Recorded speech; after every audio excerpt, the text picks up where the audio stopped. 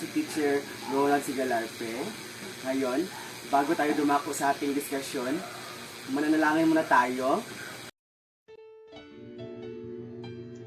When I pray, I bow my head, I close my eyes, and I put my hands together. Thank you, God, for this new day, and for the time to work and play. Please be with us all day long, in every story, games, and song. Amen.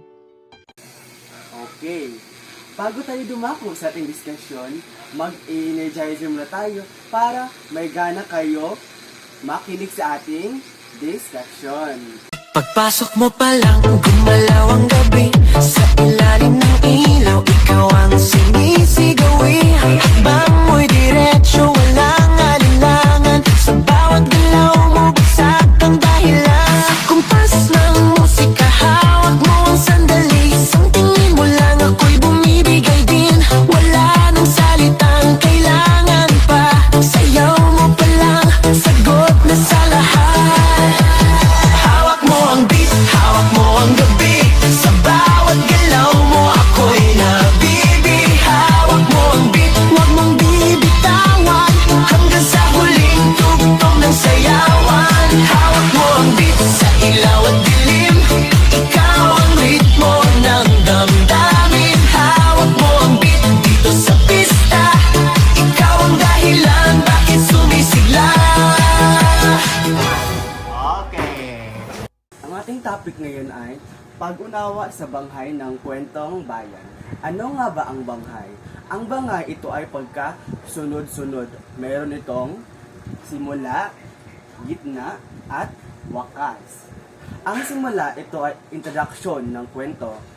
Andito yung pangalan ng bida, mga kontrabida, at mga supporting character.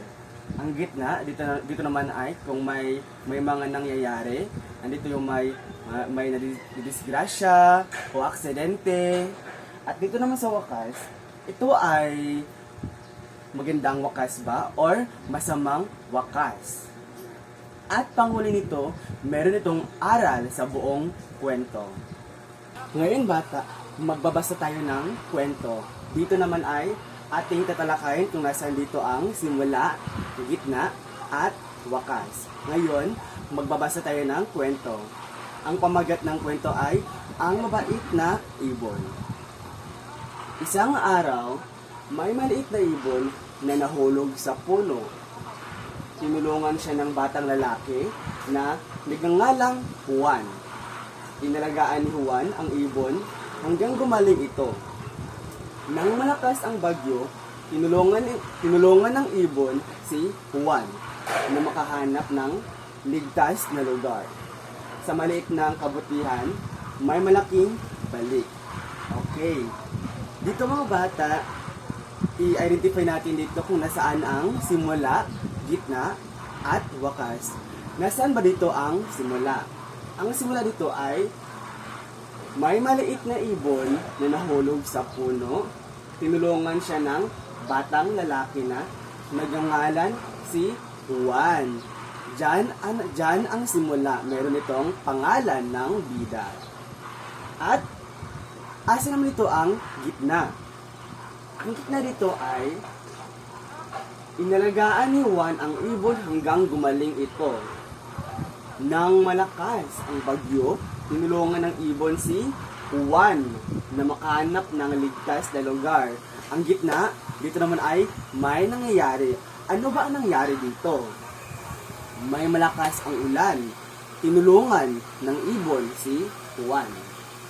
At dito naman ay, ang wakas naman ay, sa maliit na kabutihan, may malaking balik. Yan ang wakas. Meron itong magandang wakas. Ngayon, ano ba ang aral dito? Ang aral dito ay tulungan kung may nangyayari, gaya ng ibon. Ngayon, hindi siya makalipad dahil may sakit ang kanyang pakpak. Kaya tinulungan ni Juan Tinulungan naman ng ibon si Juan na makita ng ligtas na lugar. At yan ang simula, gitna, at wakas. Sana naman mga bata, may natutunan kayo sa akin.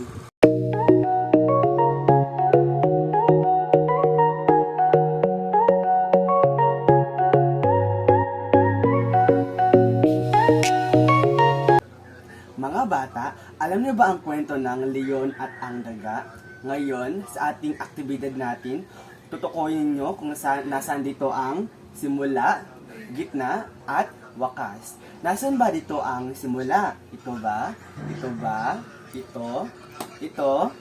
Mahusay mga bata. Ngayon, nasa naman dito ang gitna? Ito o ito? Ito ba? Mahusay mga bata. Ngayon, nasa dito ang wakas? Ito? Mahusay mga bata. Ngayon, alam niyo ba ang kwento ng leon at ang daga? Ang leon, ito ay may natutulog. At ang daga naman, hinapakan niya ang leon dahil akala niya ay isa itong lupa. Nagising ang leon at dinakman niya ang daga. Ang sabi ng daga ay, "Patawarin niyo po ako lamang ay naghanap ng pagkain dahil ako'y gutom na. At ang sabi ng leon na ay, "Bakit naman kita papakawalan?" At ang sabi ng daga na, ito po ay, at ang sabi ng daga ay, tatanawin ko to ng utang na loob sa inyo, hari, na kagubatan. Dahil pag ikaw ay nangangailangan, nandoon ako. Ngayon, ang leon, naghanap siya ng pagkain sa kagubatan at aksidente siyang nahuli ng mga ngaso, mga bitag. Ngayon naman, ang leon naman ay nagsabi siya ng tulungan niyo ako, at lumapit ang daga. Tinulungan niya ang leon. Sa huli, sila ay nagkabati at naging magkaibigan. Para sa ating takdang aralin, gumuhit ng paborito mong kwento at sabihin sa bahay kung alin ang simula, gitna, at wakas. So, magsulat mo sa inyo ang paborito niyong kwento at tutukuyin kung saan dito ang simula, gitna, at wakas.